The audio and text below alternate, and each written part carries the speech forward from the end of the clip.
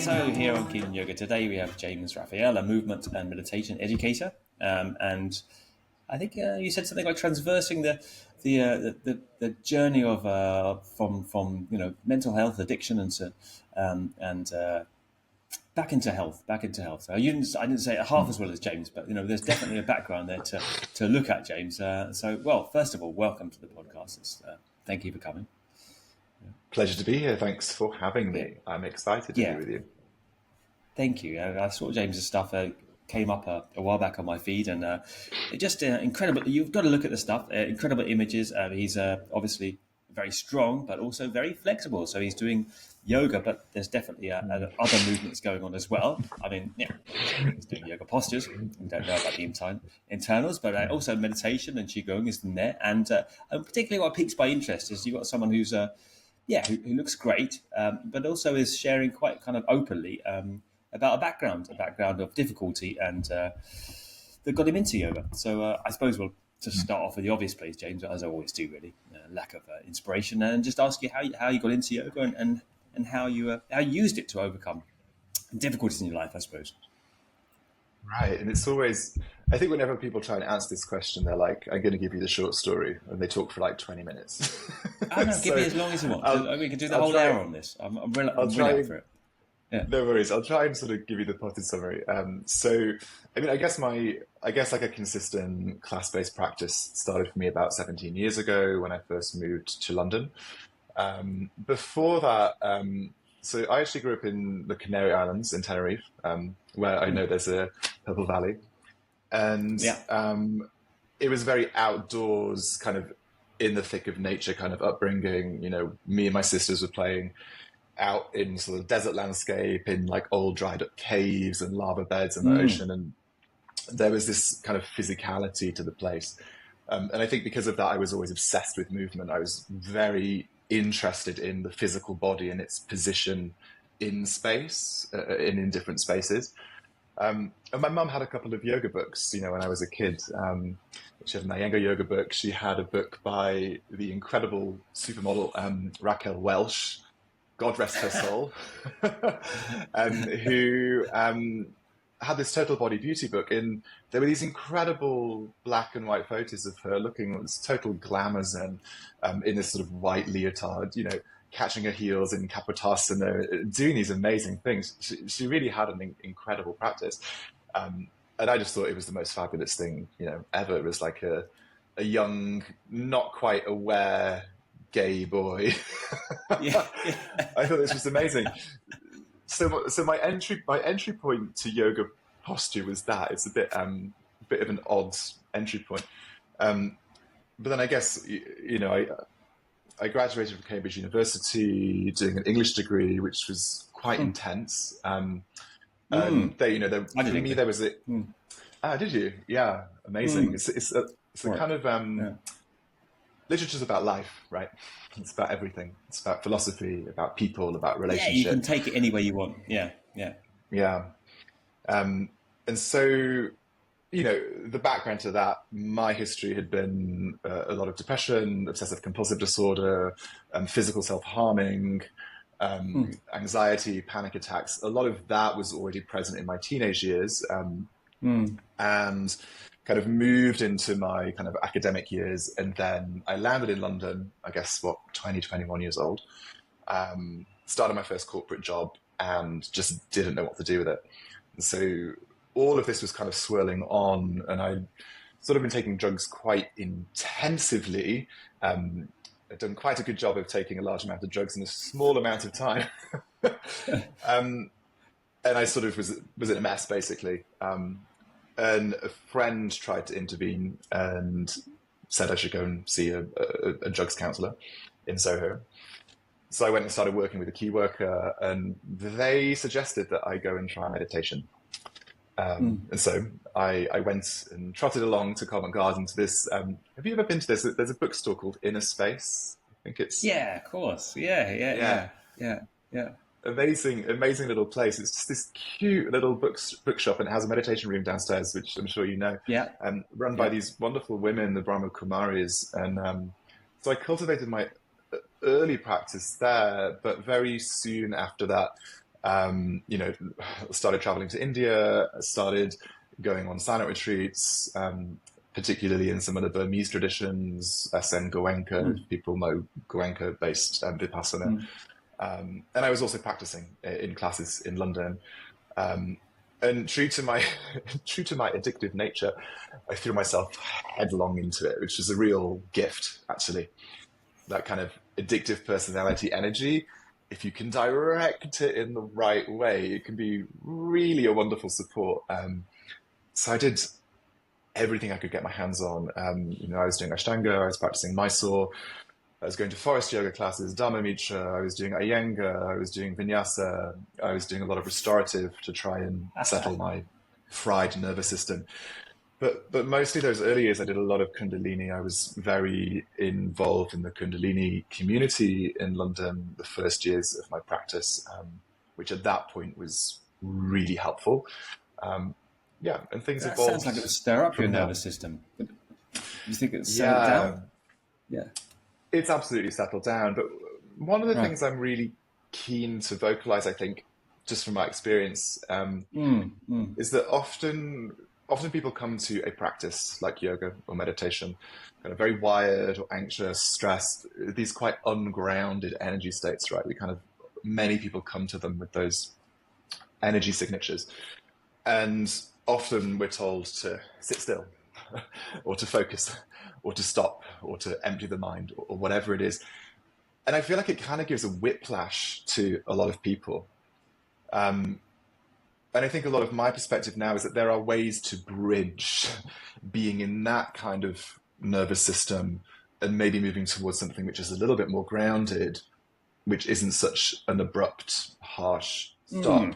Mm. Um, and that was definitely my experience with these kind of addictive energies. I needed something like Kundalini. I needed something like the strength of very physical Ashtanga practice to feel safe, actually, to feel okay. Yeah. I Yeah. needed Yeah. that Yeah. intensity. Mm. Mm. It's kind of like a homeopathic like treats like, really. You know, you give a little bit of the Yeah. same energy. It's like actually what I used to find is a little bit. You know, as I suffered for many years with panic attacks and anxiety and all that stuff. Mm. You know, and I actually used to a little bit of coffee actually helped me calm down. You know, Yeah. because you think the opposite. You Yeah. know, if you're too much, obviously, it tips you over. You know, but you know, you start to realize that actually, like being told to calm down is maybe the worst thing you can do with someone who's suffering with anxiety. Like, you know, just calm down. Well, you know, but so obviously, I would if I could. You know, like so. The point of the Ashtanga and all these more frenetic practices is you just almost burn yourself out with it, you know, and then you calm down, you know, Mm. you're using the energy in the body for a more focused way, and gradually it seems to settle down. So if I just take a rejoinder before I let you go again, is that I think it was the best instruction I ever got from a yoga teacher was from John Scott, who said, you know, practice how you feel, you know, don't try and be, you know, because don't try and be calm if you don't feel calm, practice how you feel. And that kind of works, right? Because then you're getting almost off the hook. You're not trying, because I think a lot of it to do with the states of you know, all these kind of difficulties with mental health we face is the discrepancy between how you feel inside and how you feel you ought to be on the outside, you know, and the jar between those two, right? So if you just allowed an experience on the outside, then somehow there's less of a painful bridge between these two, you know, different states, inner and outer. You know? 100%. And I think it raises this really interesting question that, you know, we as practitioners in yoga spaces, in movement spaces, in meditation spaces, there's this assumption that we're really embodied because we're working with the body and the nervous system and it's interoceptive or introspective. But you know, I spent years, years doing these very physical embodied practices, but in a way, all I was doing was really bypassing the wisdom of the body. I was aware of what I was feeling, but I was still bypassing it or choosing to fix it rather than choosing to be with things as they are. Um, and that was a big learning for me, actually. I guess it's levels, isn't it? Because as you say, I mean, first of all, I think it really helped me to do something very dynamic to settle things down and not. I mean, for me, it wasn't really drugs so much, more like alcohol, really. I started having a real trouble with drinking all the time, you know, and you know, university before lectures, after lectures, and then, you know, it would just carry on all the time, really. But you know, and that's okay when you're young. You know, like I felt, you know, like okay, I'm 20, I'm 21, everyone's doing it, kind of thing. You're at uni, you know, it's whatever. But then I thought, you know, you're going to be in serious trouble, you know, because when you get out of here, you know, it's not going to be so funny when, you know, a couple of years down the line, you know, when everyone's got jobs and, you know, they're not all partying. Like, so I thought, hey, you've got to do something about this, you know, because you're masking something. And it worked, you know. I mean, they took that, as exactly you say, you take that addictive personality, because, you know, a lot of it's there's certain people who have this tendency to over focus on things, you know, and fixate, you know. And obviously you have it a little bit, and I certainly have it, I think. And you take that and you put it elsewhere. You know, you have to have something to replace. I think you mentioned that in a post. You have to have something to replace. You know, if you have an Yeah. addiction, to replace it with something more positive. Is obvious. You can't just take nothing. You know, you're in the void of, you know, what do I do now? You have to replace it with something.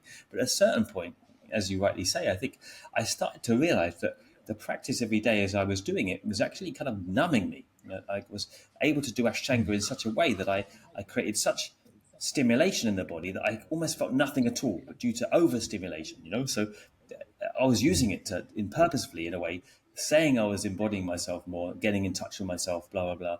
Then actually, completely not doing that, you know. What changed for you? How did you notice that, and how did you then adapt the practice or practices to actually try and embody yourself when you realized this was the case?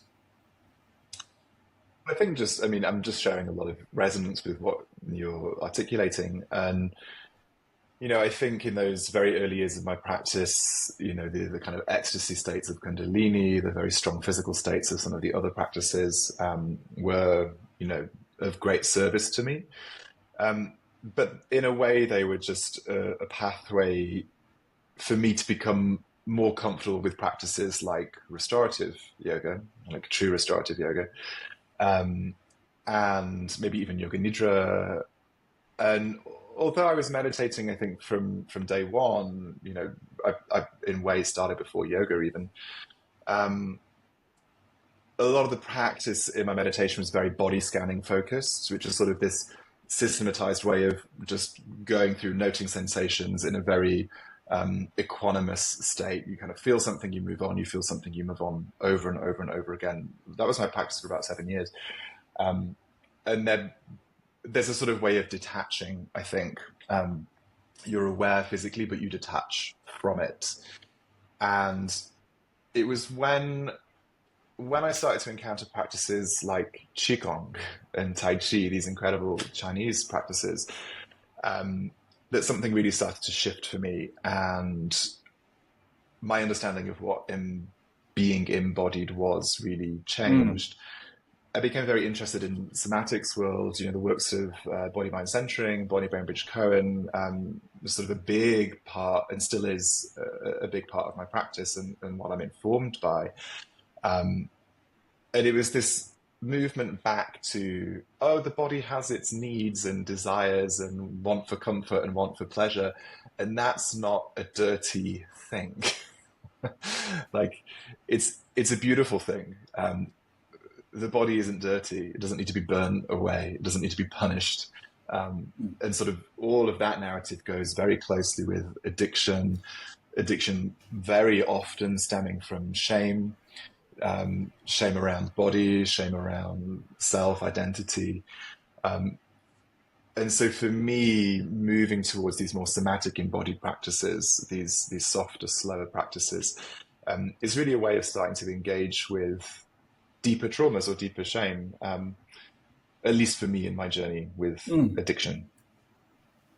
I think you've put something which is simple but not always easy to articulate in simple terms. That it's true that I think the yoga. I mean, the thing with yoga is it's a static. Essentially, the asanas are a lot of yoga practice is a static thing. So, I mean, at the core of the yoga philosophy in the first place is this really the wish more, as you just said, it's actually the wish for more disembodiment and embodiment, that we're actually in classical yoga, when asana springs from, is trying to separate a sense of self out of the body and the desires and the, you know, the wish to entertain the material world, to come to a pure or a more pure experience of consciousness, which is I'm always fighting against this because really that's not really what we want to be doing these days. We don't want to be transcending the body and transcending a material world. I mean, unless anyone knows any different, I don't really think there's many people, if we ask people to put their hands up, who are going to say that that's what they're looking for.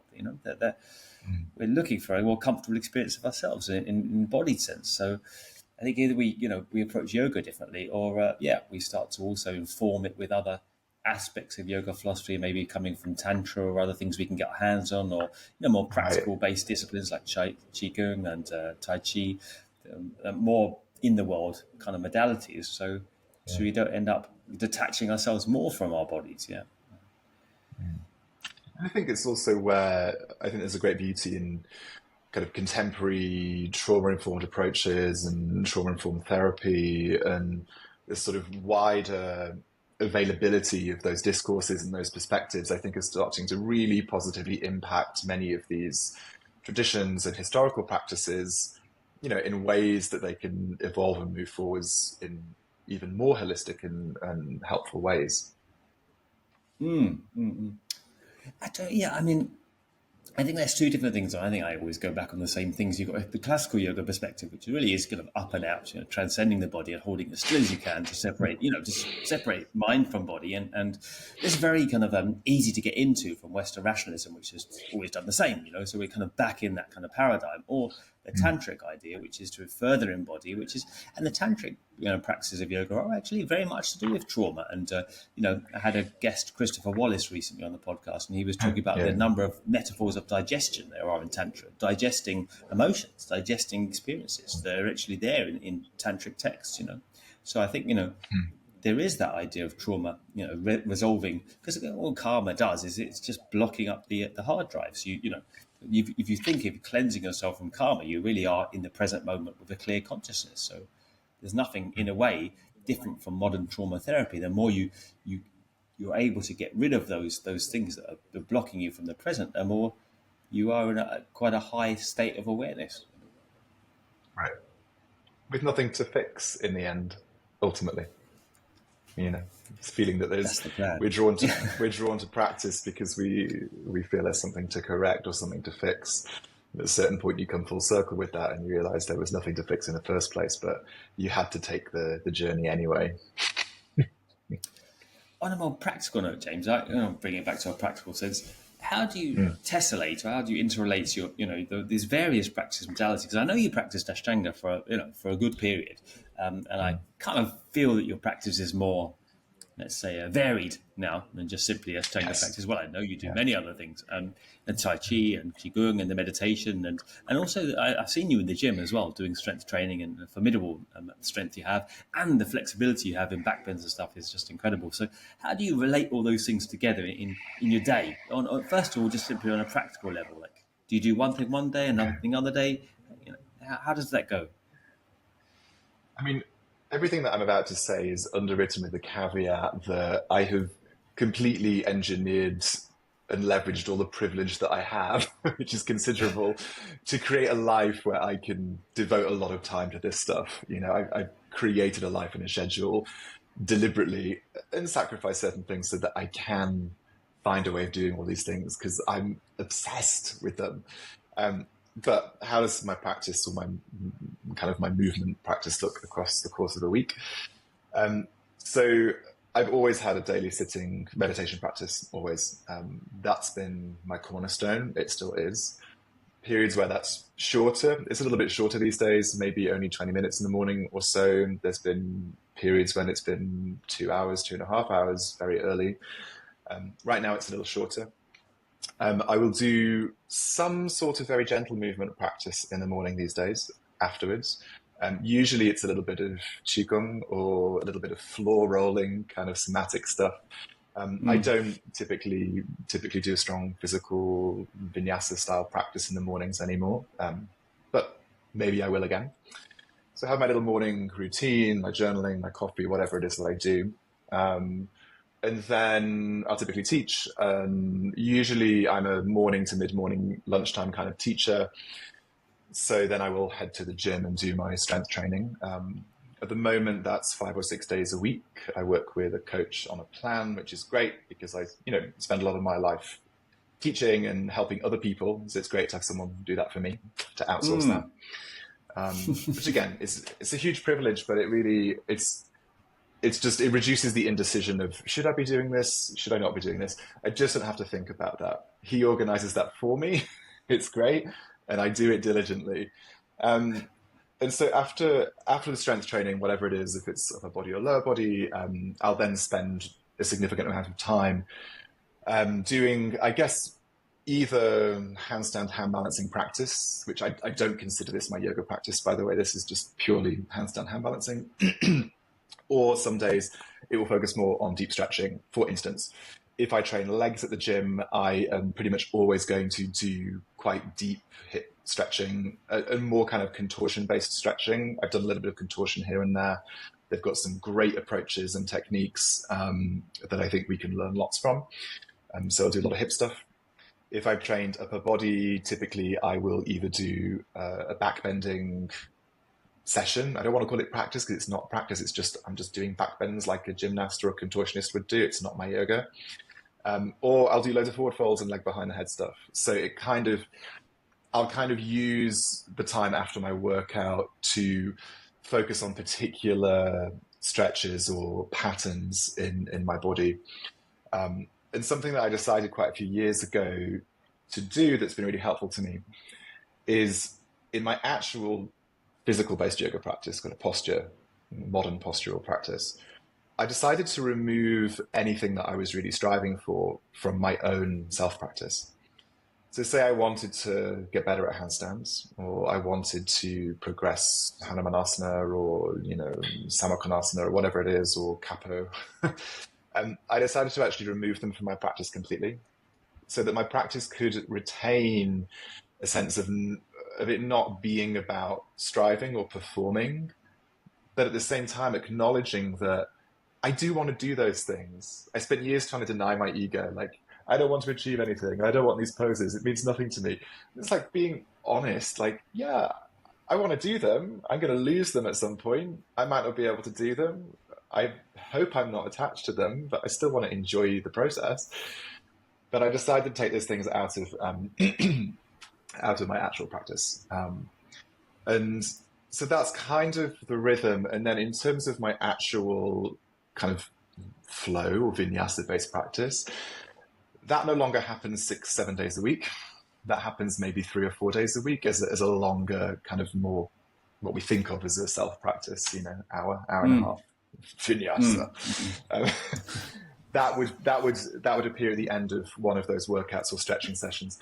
So those afternoon periods can be quite long. So say I'm training weights for an hour and a half, then I'm training maybe handstands or back bends, whatever it is, for half an hour, 45 minutes. Then I'll do an hour and a half practice after that. But that's probably only 3 or 4 days a week that I'm doing that long session. Yeah, that is a long session. I engineered my life. I spend 5 hours, in the gym in the studio most days in the afternoon, 4 or 5 hours, and I love it. And yeah, right now have the capacity. I won't forever. Did you always do the strength alongside the yoga, or did you add that on later? How did that work? So I really want to talk about this point because one of the things that I love so much about what you've shared recently, and also what a practitioner called Dave Christensen, who I know is appearing with you soon, both of you have talked about the importance of spinal flexion and kind of not removing spinal flexion from the practice. So the way that this threads back to your question, there's a thread here between that and how I came to weight training. So I've had a chronic pain pattern in my lower back since I was about 13, 14 years old. And in my early years, I was from time to time weight training because I liked the aesthetic. I kind of just thought it was incredible. We can change the way our body looks. We can change the shape of the muscles. I was always really interested in that. I thought it was beautiful.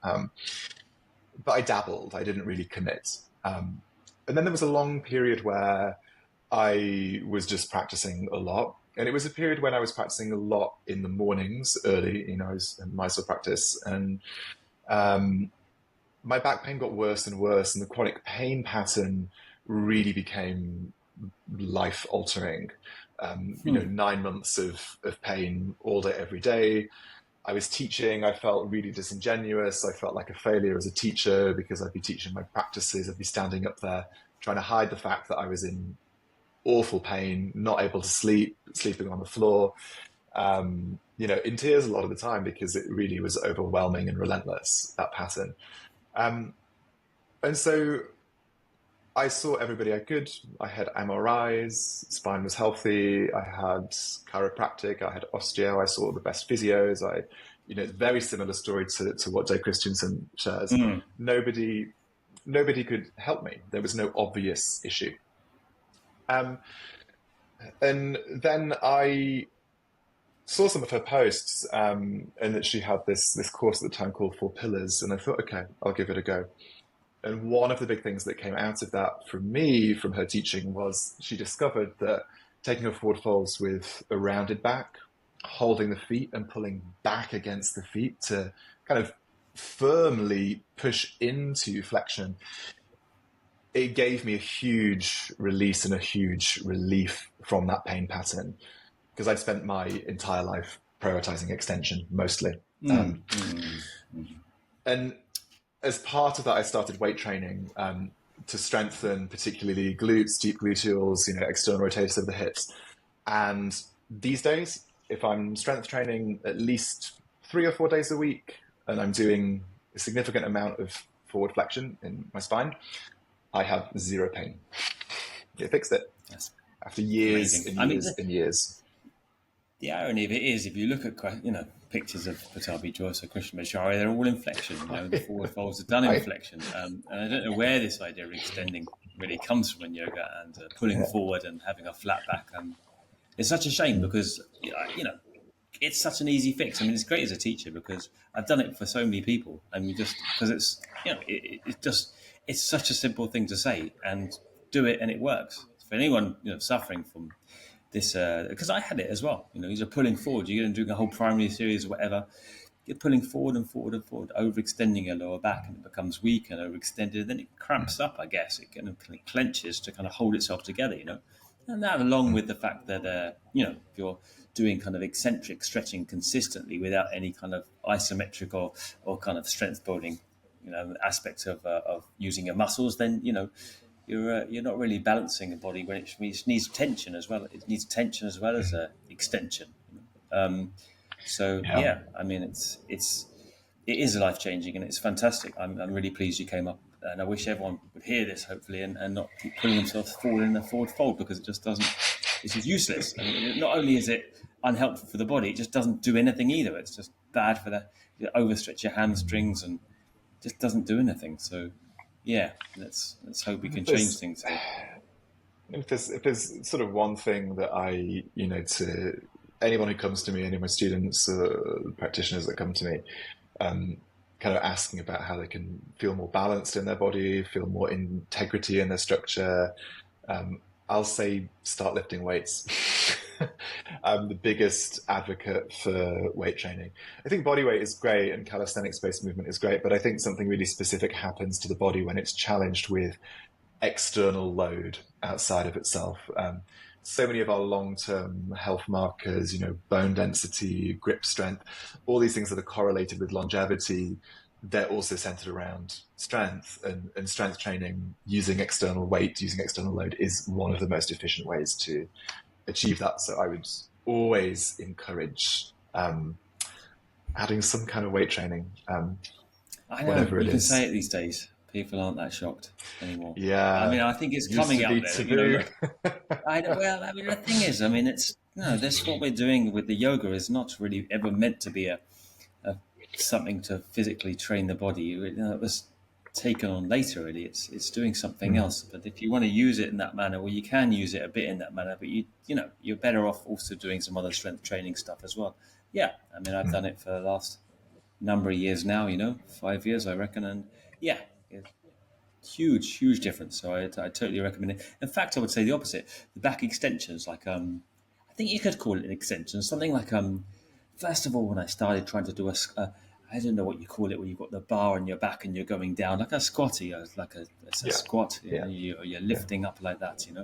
Um, that kind of thing was a back extension. I think when you're coming up, that first of all hurt my back, but in the end, not hurt it badly, but it was very challenging. But that really helped my strengthen my back a lot from all the over flexible of the flexibility of your lower back and this kind of thing in yoga with the back bends and stuff. So yeah, I really feel so much more stability in my back, at least my back and my shoulders as well, all kinds of things. So I'm totally with you there. Is there anything you would recommend particularly for people who say, well, I haven't got time, I haven't got time to do yoga and I haven't got time to do gym and I'm not in James' position where I've got 5 hours to, you know, Right. muck around in the gym every day. Wait, what would you say to that? Like, is there anything, 1, 2 exercises that you would say you recommend them to do at home or anything? Can you say anything? It's really difficult because, Mm, it's always anything that I say is always going to operate from a position of my own privileges, my own biases, and, things that I can't see within myself, right? Um, because we can say like, oh, well, everybody could find 5 minutes in the morning, or anybody can create 10 minutes in the morning.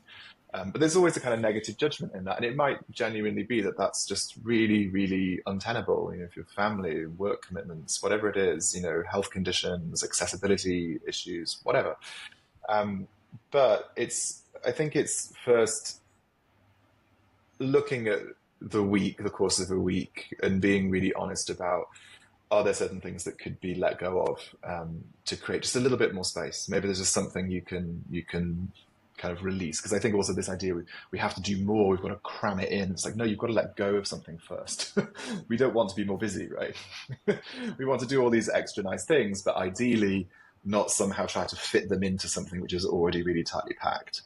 So my first point of call would always be, okay, well, is there anything that could be released slightly or trimmed down slightly? And what extra time does that give you?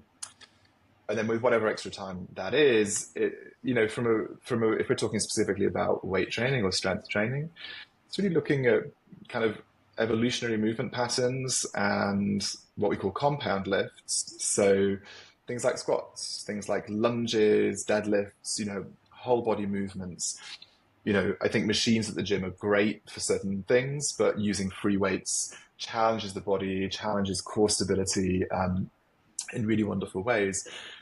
But I would tend to, for your kind of typical yoga practitioner, probably the areas where we could look to create more balance through strength training would be anything that's very pull based, sort of the obvious thing, right? It was sort of, we're in a very push dominant practice. Anything where you're able to kind of pull down something from overhead or row something, to really bring the integrity of the back body back online, where we can develop degrees of imbalance through a push dominant movement practice. Um, so anything pull, I would strongly encourage in the upper body, but also in the lower body. We don't necessarily think of the lower body as being able to pull. We kind of think about squatting and things like that, but anything where we're actively strengthening the hamstrings, either through things like straight leg deadlifts or through movements where we're flexing the knee and curling the heel back towards the glutes with some kind of external load. Because also kind of getting out of overstretch and hamstring yoga butt issues, I think, can be really, really helped by strength training. And I think with hamstring, strength training them through range, through kind of contracted range, but also strength training at end range. I'm a big fan of end of range training with weight. So as an example, what that might look like yeah. is, What is the end of range training? Yeah. so say for hamstrings, in a typical deadlift, you have a bar in front of you, the plates on the end, you bend over, you typically bend the knees, you hold the Yeah. bar, and then it's a hip hinge. So you'll lengthen the legs a little bit. It's a little bit like pushing up, and then you'll hinge at the hip to stand. So, it's the kind of the pattern of Utkatasana, right? It's chair pose.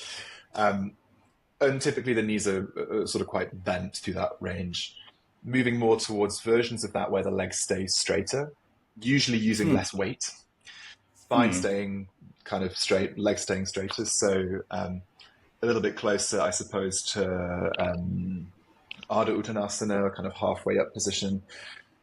And now what I do as well because, I have a lot of flexibility in the hamstrings, I will typically do that with my feet raised up on something. So I'm still using external weight, but I'm going down into negative space. So I'm finding the end range of stretch in my hamstrings, but then loading it and then standing back up to strengthen those tissues at end range.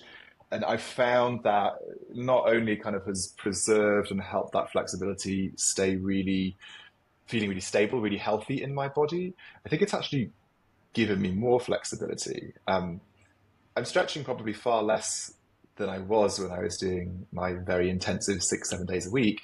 But I actually feel that in a very physical sense, physical practice has really developed and progressed a lot through practicing less and doing more strength training.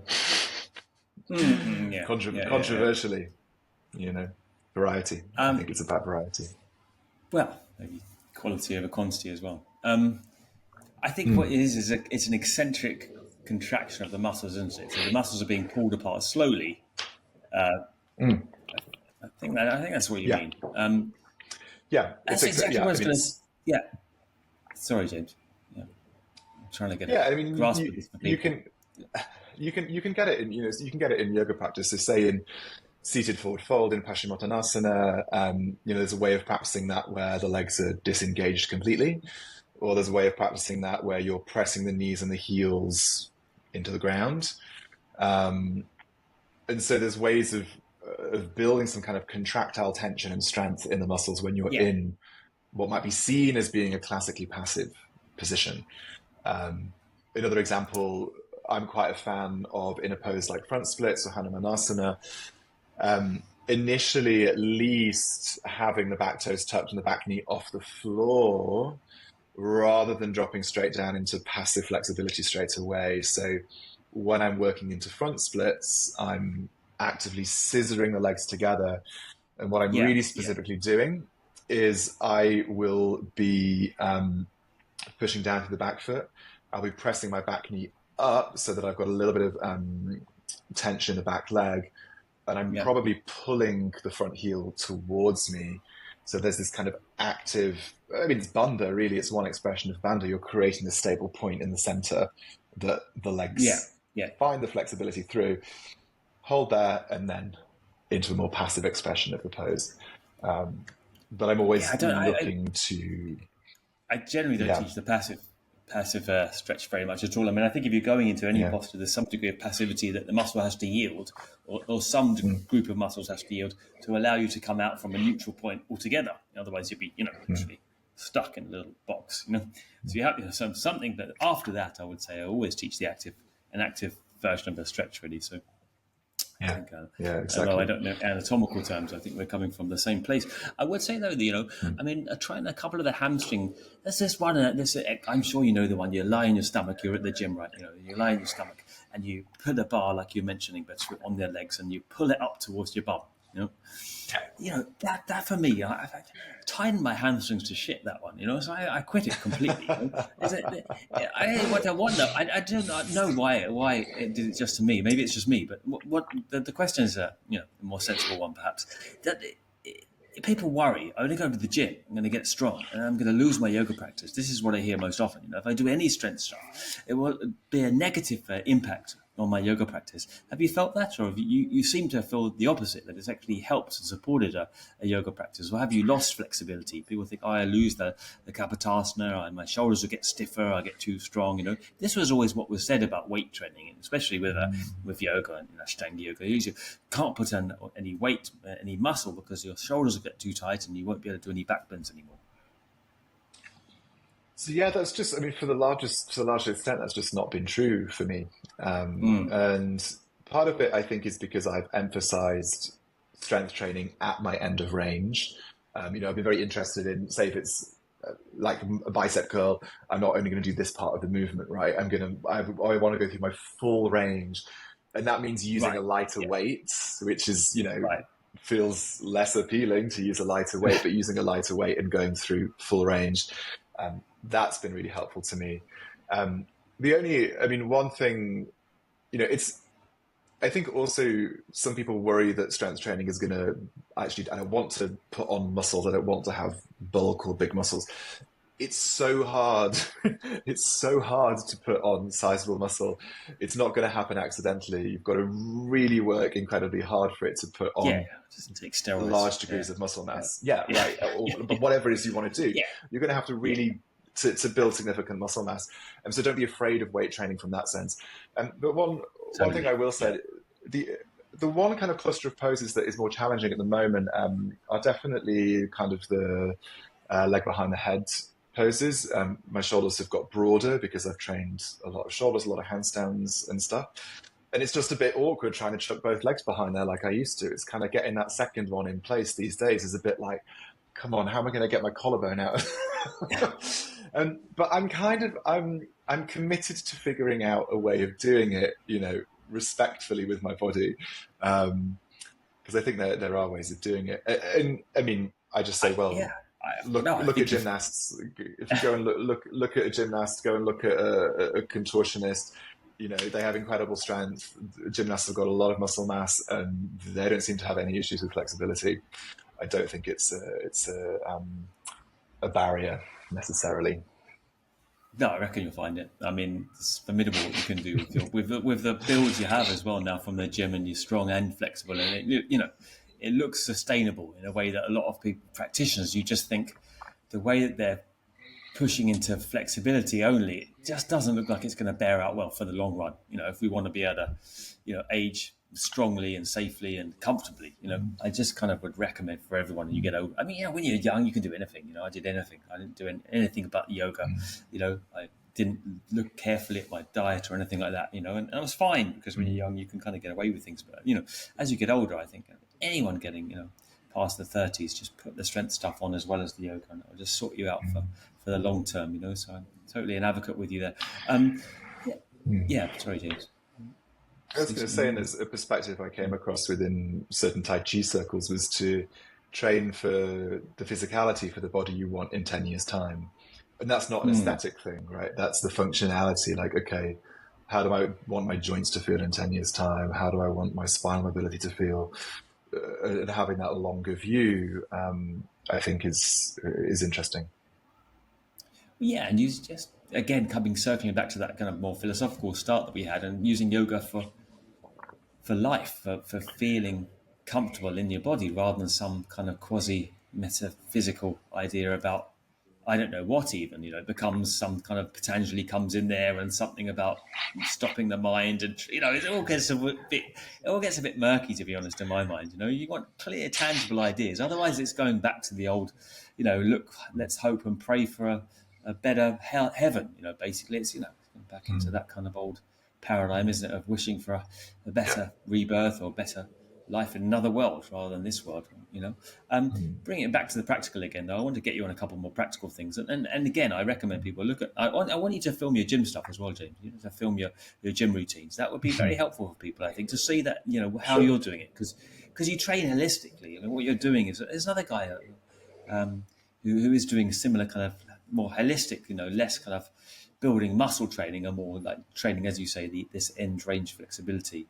So I'd like to see how that bears out. But when you mentioned contortionism and the techniques that they use, and usually this is a byword in yoga for negativity, isn't it? It's a pejorative term in yoga. Oh, contortionist, you're just being a contortionist, this kind of thing. But I think it's coming to light now. I mean, I don't know much about it, but there actually is some technique there, and you mentioned that they have technique. Would you say anything? I mean, for me personally as well, I'm interested in about what you've learned and incorporated from this, what is a veritable movement modality in itself. I think like any movement discipline, there are better approaches and let's say less helpful approaches. And I think if you find a really good contortion teacher who has an emphasis on injury prevention long term, and what that usually means is they're very, very focused on strength. And the sort of, I guess the general population have this misunderstanding that contortion is about being super, super bendy. It's like these people are superhumanly strong. to be able to do a handstand with your bum sat on your head and your legs underneath your chin is a huge degree of strength and control that it takes to get in and out of a shape like that. So I believe good contortion teachers and practitioners really work with strength. And I think, again, it's part of me is it's always looking to strip out the component parts of something and say, okay, well, what is it we're doing here? Let's just be really honest and frank. Like, yes, I want to do these kind of poses. I'm interested in them. There's ego in there. There's aspiration in there. There's freedom in there. There's all a mixture of things. And but kind of saying, okay, well, if there is this particular posture, there's a very deep back bend, and I want to be able to do it, what other movement modalities are doing similar things, and how are they teaching it? How are they approaching it? Now, my yoga practice, it's about presence. It's not about anything else. Like the poses are part of one way of finding presence or a connection to presence. But if I go and do a contortion class, I'm not looking for presence. I'm looking for a really safe, healthy way of doing this thing that I want to do. Rightly or wrongly, I want to do it, and I'm going to do it.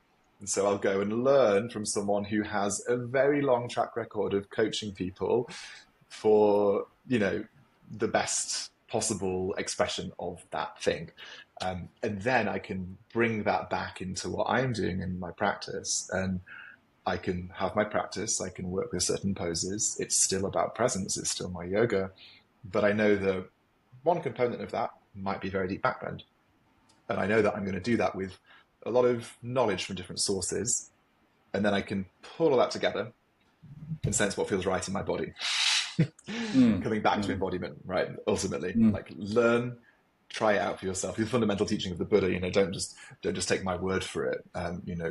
Try these practices out and see for yourself. Yeah, suck it and see. But I think there's a lot that we can learn, I think, from those practices. Yeah, I think people are, it goes both ways, doesn't it? I mean, I see an increasing dogma in certain spheres of the Ashtanga world. I think there's also an increasing openness in everyone that I travel around quite a lot now and teach different groups of Ashtanga practitioners.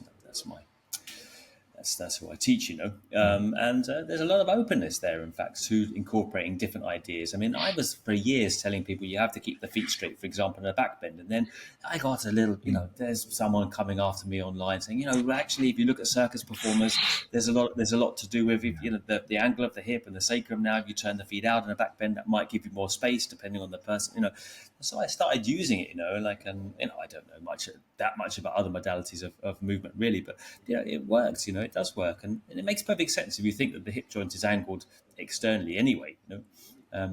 Having for many people having the back bend and having the feet straight in it is an extremely an over stressful force on the sacrum. So I think there is luckily a widening of our sphere, perhaps. Well, I wanted to get back to just before we finish. Oh God, we haven't got long, have we, James? I wanted to say just to wrap it up.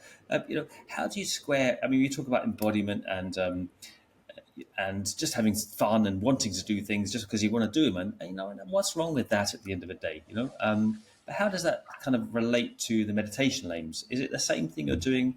Because you do it, you have a fixed meditation practice, and that's what started the yoga. Are the two things go together, or are they different? It's all the same thing. It's never, none of it's ever been divorced of each other for me.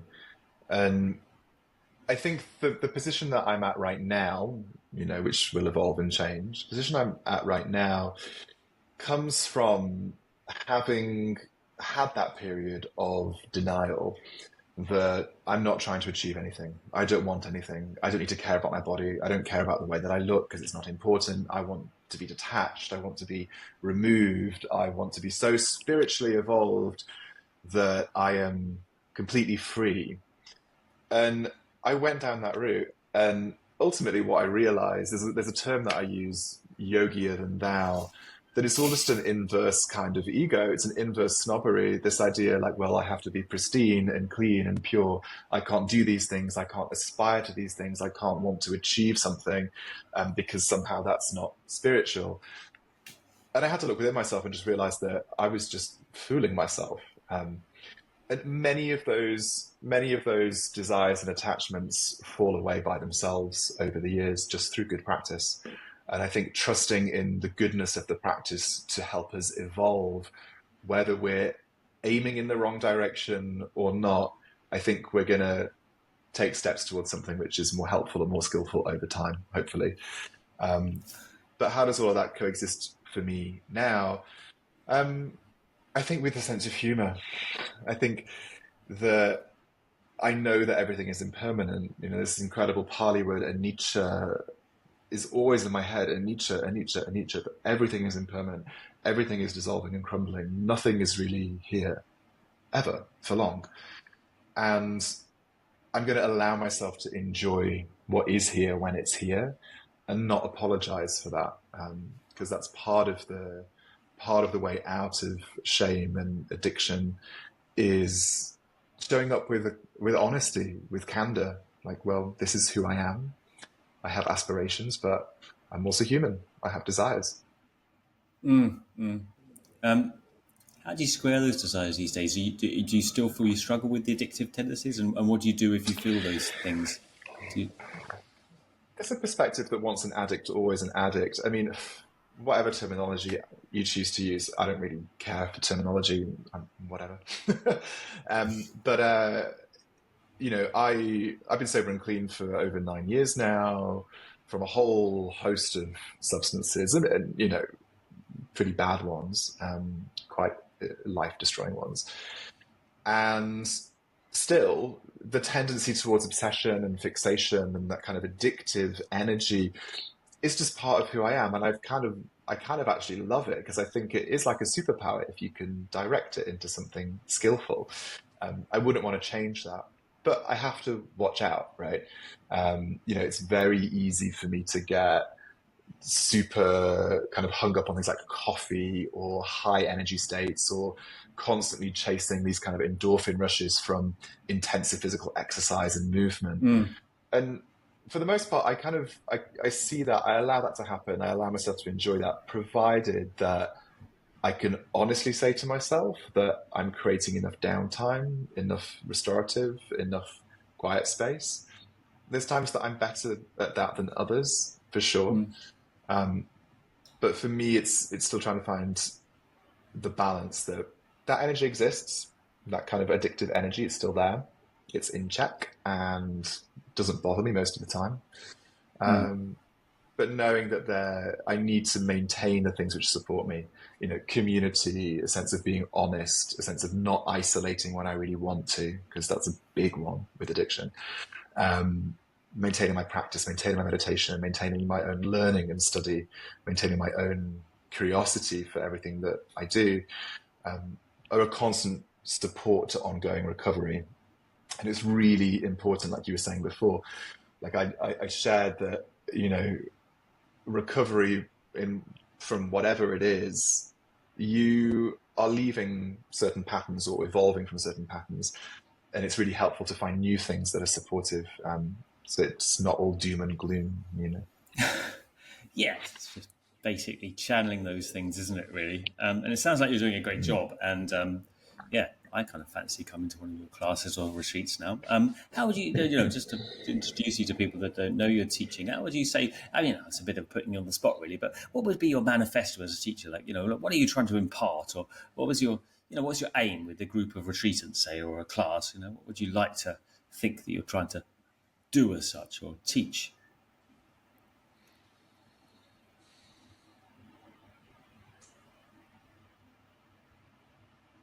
I want to hold a space which offers kindness in a way that hasn't been experienced maybe by those people before, first and foremost. Excellent Um, answer. Yeah, yeah, I I, like it. I, Yeah, I, I, yeah. I want to hold kind, compassionate spaces, um, because then whatever is shared in those spaces,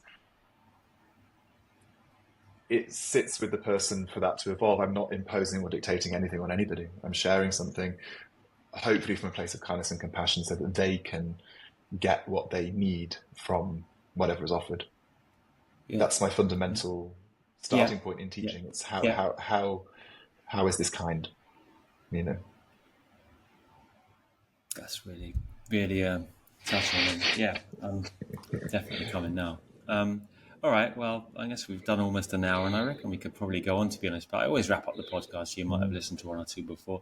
I'll ask you the obvious question. What, give me a guilty pleasure and an inspiration, James, just to finish off. So you have a few guilty pleasures, but ones you can share on camera, and then an inspiration and anything that inspires you. It's sort of, you develop a dark sense of humor as an addict. So my immediate go-to is I want to say crystal meth is my guilty pleasure. Not so much, exactly, not so much anymore. That's a new one. Yeah. I haven't heard that many times. Not for the Yeah. not for the last 10 years. Crystal meth was my guilty pleasure for a long time, but it's not been part of my life for a very long time. I don't know. I don't see things as a guilty pleasure. I think pleasure is beautiful. I probably drink way too much coffee and listen to very loud techno more than is reasonable for the average person. But I just love it. I love my coffee. I love techno music. And yeah, maybe it seems like an odd fit, but that's my high energy. That's my, excitement and fun. And we need something that's more high energy, right? So for me, it's that. And in terms of what inspires me, I'm really inspired actually by the kind of new wave of younger practitioners and teachers moving into these yoga spaces who are coming into the practice and into these spaces with such a strong awareness of social justice and social justice movements, racial equality and inequality, gender equity, accessibility, really coming into yoga spaces with difficult but necessary questions around how we move forwards with the practice in a way which is more equitable and accessible for all. The people who are coming into the practice with those questions and with that awareness, who are so young, inspire me incredibly. It's just amazing. Like I wish I could have had that awareness when I started my practice, because I think what the trajectory of that is, if we support and hold space for those discourses, could be. It's a great one. Well, it's been a fantastic interview, actually, and thanks very much. So we'll get James's details on the show notes for you, and please look him up and find his Instagram. And what he shares is really, really necessary these days. So keep it up, James, and put that those gym routines. I think people would love to see a little bit of those. And you've got a little bit. I've seen a couple. I saw you backbending in the gym, which is fantastic. I love that. Well noted. Just keep up the good work, and I hope everyone goes and looks at your stuff and enjoys it as much as I have. So thanks for coming on, James. It's really much appreciated. Well done. Thank you. My absolute pleasure. Thank you so much.